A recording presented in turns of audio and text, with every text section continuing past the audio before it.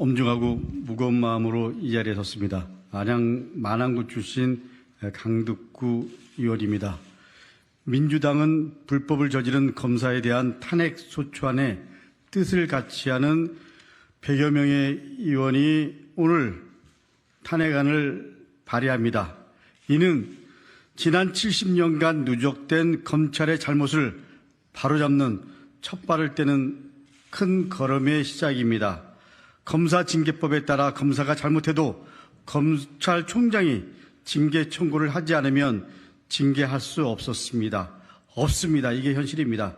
이를 통해 검찰총장에게 충성하던 검찰은 검사의 잘못을 징계하지 않고 제19 감싸기로 봐줘왔습니다. 징계는커녕 오히려 검사직을 그대로 유지하거나 그리고 자유롭게 승진까지 해왔습니다. 이를 넘어 잘못을 저지른 검사는 주요 보직을 꿰차면서 그 누구의 눈치도 보지 않고 그야말로 검찰 조직을 위한 검사 역할을 해왔습니다.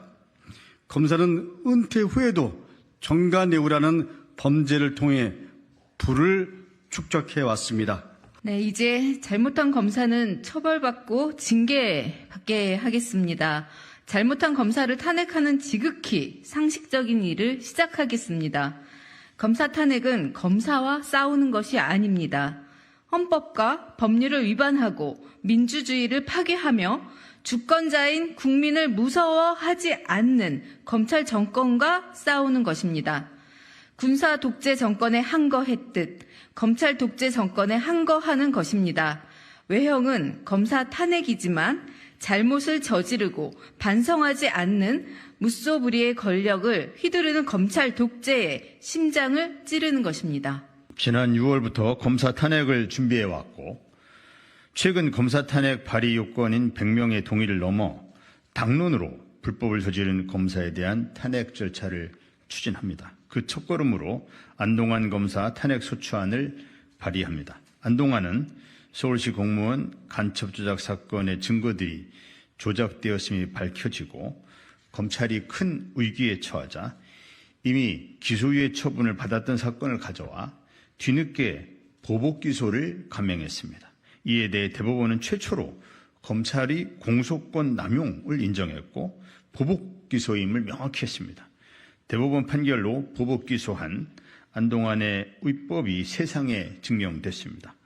하지만 안동환은 아무런 제재도 없이 검사직을 이어가고 있습니다.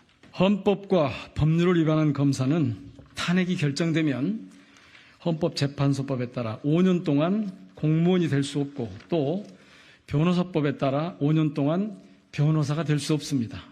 국민을 위해 봉사하지 않고 특정 집단을 위해 일하면 벌을 받는다는 것을 명확히 보여주는 것입니다.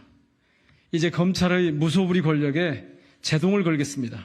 잘못이 있는 검사는 국민을 대신해서 국회가 벌을 준다라는 것을 명확하게 확립하기 위해 검사 탄핵을 이번으로 그치지 않겠습니다.